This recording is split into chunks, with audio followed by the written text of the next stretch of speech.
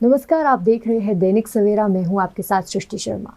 हिमाचल दिन भर में हम बात करेंगे तमाम बड़ी खबरों को लेकर। हिमाचल में दिन भर में क्या कुछ खास रहा है, हिमाचल की राजनीति में आज क्या कुछ विशेष हुआ है, इसको लेकर भी इस बुलेटिन में हम चर्चा करेंगे। सबसे पहले बात कर लेते हैं कीरतपुर फोरलेन को लेकर। कीरतपुर नेरचौक फोरलेन सुंदरनगर के पुंग तक बनकर तैयार। पशुपालकों का रखा ख्याल, दूध का समर्थन मूल्य देकर पूरी की गारंटी। हिमाचल प्रदेश हिंदुस्तान का पहला राज्य बना जहां गाय के दूध पर और भैंस के दूध पर मिनिमम सपोर्ट प्राइस दिया गया, एमएसपी दिया गया। यानी कि गाय का दूध 1 लीटर 1 किलो 45 रुपए के हिसाब से खरीदा जाएगा और भैंस का दूध 55 रुपए के हिसाब से सरकार खरीदेगी। ऐसा क्यों? ऐसा इसलिए कि जो गांव में बैठा हुआ किसान है उसके हाथों में पैसा पहुंचे। हिमाचल सरकार की कथनी और करनी में नहीं है कोई भेद। वादे निभाए हैं, वादे निभाएंगे, हिमाचल सरकार का है वादा। तैयार हो चुका है और आज प्रधानमंत्री नरेंद्र मोदी द्वारा इसका वर्चुअल उद्घाटन कर दिया गया है और जनता को इसे समर्पित कर दिया गया है।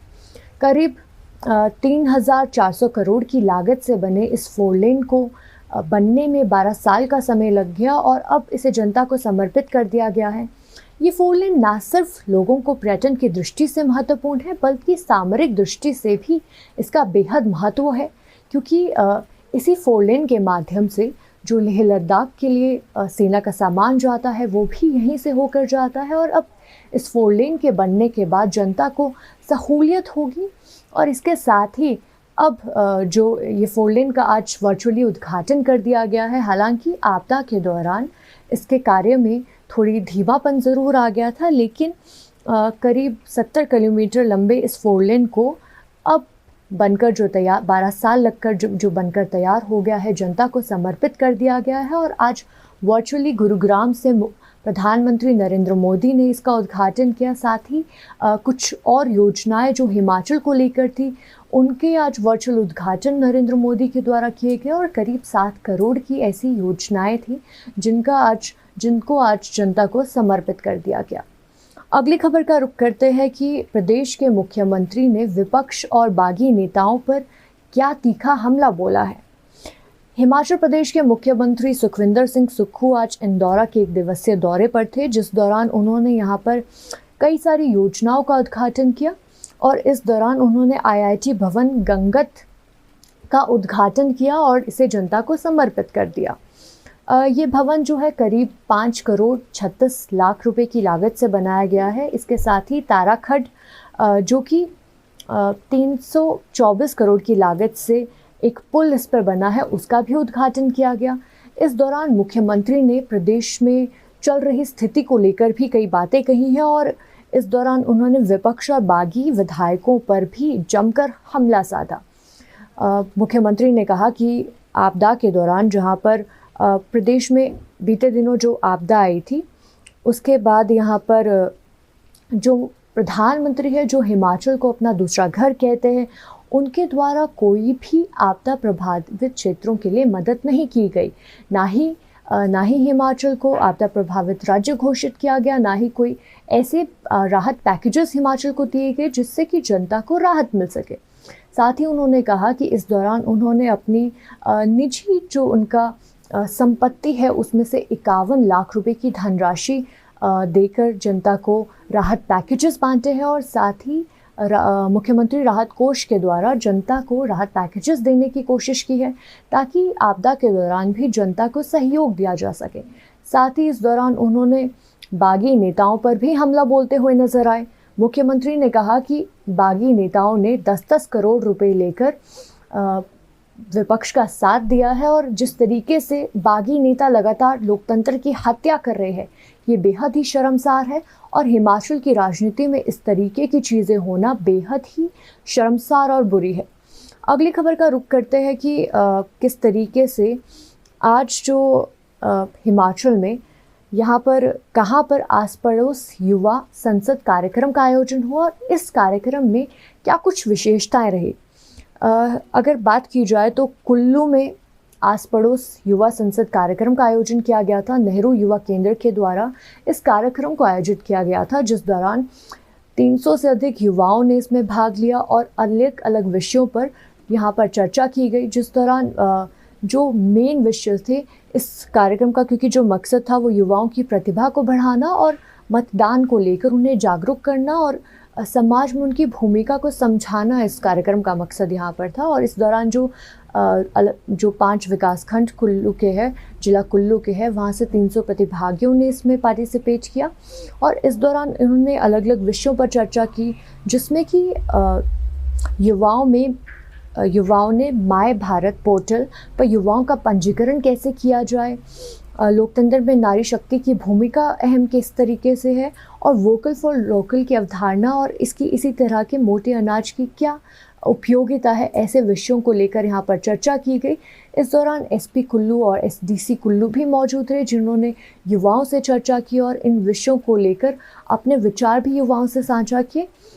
इस कार्यक्रम में जो युवाओं ने भाग लिया, उनका यही कहना था कि समाज में किस तरीके से युवाओं का महत्व है और उनका योगदान किस तरीके से आने वाले चुनावों में रहेगा। मतदान को लेकर उन्हें जागरूक किया गया और इस आस पड़ोस युवा संसद कार्यक्रम के तहत जो भी युवा यहाँ पर मौजूद थे, उन्होंने इन विषयों पर चर्चा करते हुए अपना युवाओं की समाज में भूमिका को लेकर यहाँ पर एक विशेष चर्चा करते हुए इस योगदान के बारे में जानकारी साझा की। अगली खबर का रुख करते हैं कि बर्फीले तूफान से कहां पर आज नुकसान हुआ है। खबर हिमाचल प्रदेश के किन्नौर जिले की है, जहां पर भावा वैली में एक बर्फीला तूफान आने से कुछ मजदूर इसकी चपेट में आ गए। ये मजदूर यहाँ पर चल रहे एक पावर प्रोजेक्ट के कार्य में, जो कि बन रहा है वहाँ पर पावर प्रोजेक्ट, उसके मजदूर थे और यहाँ पर जैसे ही बर्फीला तूफान आया तो 5 मजदूर इसकी चपेट में आ गए और हिमस्खलन होने के बाद 3 मजदूर जो है वो मौके पर ही उनकी मृत्यु हो गई और 2 मजदूरों को, जो कि चोटिल थे, उन्हें जब प्रशासन और अधिकारियों को यहाँ पर सूचित किया गया तो उन्हें अस्पताल ले जाया गया और कटगांव के अस्पताल में जो पीएचसी है वहाँ पर उनका इलाज किया गया। इस दौरान इन मजदूरों को क्योंकि 3 मजदूर इस बर्फीले तूफान की चपेट में आने से उनकी मृत्यु हो गई और ये सभी मजदूर जो है वो झारखंड के बताए जा रहे हैं, जो कि इस पावर प्रोजेक्ट जो कि वहाँ पर बन रहा है अभी काफनों में, तो इसमें यहाँ पर कार्यरत थे और इस बर्फीले तूफान की चपेट में आने से आज यहाँ पर एक बड़ा नुकसान हुआ है। अगली खबर का रुख करते हैं कि हिमखंड गिरने से कहाँ पर आज रास्ता अवरुद्ध हो गया। हिमखंड गिरने की ये घटना लाहौल स्पीति की है, जहाँ पर कि रोपसंग नाला में एक हिमखंड गिरने से रास्ता काफ़ी देर के लिए अवरुद्ध हो गया। इस दौरान चंद्रा घाटी में आज ये घटना सामने आई है, जहाँ पर कि ये रोपसांग नाला है, यहाँ पर हिमखंड गिरने से सड़क बाधित हो गई। हालांकि गनीमत ये रही कि इस वक्त सड़क पर कोई भी वाहन नहीं चल रहे थे, वरना एक बड़ा हादसा यहाँ पर हो सकता था।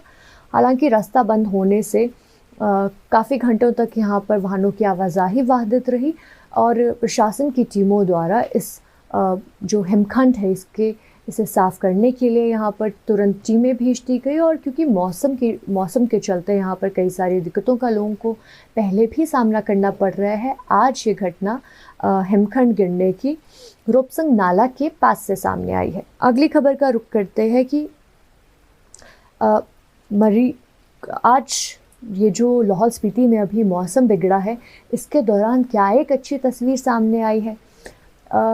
लाहौल स्पीति में बीते दिनों हुई बर्फबारी के बाद से जिस तरीके से अभी तक रास्ते बंद है, बीआरओ की टीमें और उनकी मशीनरी लगातार रोड क्लियरेंस के कार्य में जुटी हुई है, लेकिन इस दौरान कई सारे लोगों को दिक्कतों का भी सामना करना पड़ रहा है। बीते दिनों जिस तरीके से मरीज़ों को एयरलिफ्ट करके कुल्लू लाया गया, वैसे ही आज एक मामला सामने आया है जब एक मरीज़ को, जो कि गोहरमा के रहने वाले हैं, उनको कुल्लू लेकर आना था। कुल्लू अस्पताल में उपचार के लिए उन्हें भेजा गया था, लेकिन रास्ते बंद होने के कारण उन्हें कई सारी दिक्कतों का सामना करना पड़ रहा था। यहाँ पर उनके परिवार द्वारा सीसू के पुलिस चौकी में इन्फॉर्म किया गया और वहाँ से जो पुलिस के जवान हैं वो पैदल चलकर साडा बैरियर तक गए और इस मरीज़ को, जो कि बीते दिनों सीढ़ियों से गिरने के कारण जिन्हें फ्रैक्चर हो गया था, उन्हें उस स्ट्रेचर में उठाकर बर्फ़ के इस पहाड़ से चलते हुए उन्हें अटल टनल के नॉर्थ पोर्टल तक लेकर आए। तो एक अच्छी तस्वीर सामने आ रही है जहाँ पर कि लाहौल घाटी में लोगों को मदद की ज़रूरत है। वहाँ पर जो लाहौल पुलिस है वो इस माइनस टेम्परेचर में भी अपने कार्य को कर रही है, और इस तरीके से जो जनता है, आम जनता जो कि परेशानियों का इस वक्त रास्ते बंद होने के कारण सामना कर रही है, उनके लिए मददगार यहाँ पर लाहौल पुलिस साबित हो रही है। तो ये एक अच्छी तस्वीर लाहौल घाटी से सामने आई है जहाँ पर स्ट्रेचर पे बिठाकर पुलिस जवानों ने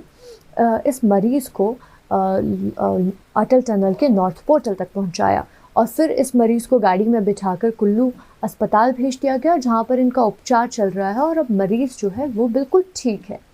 अगली खबर का रुख करते हैं कि जिस तरीके से मौसम हिमाचल में बदल रहा है, अगले दिनों में मौसम किस तरीके का रहने वाला है।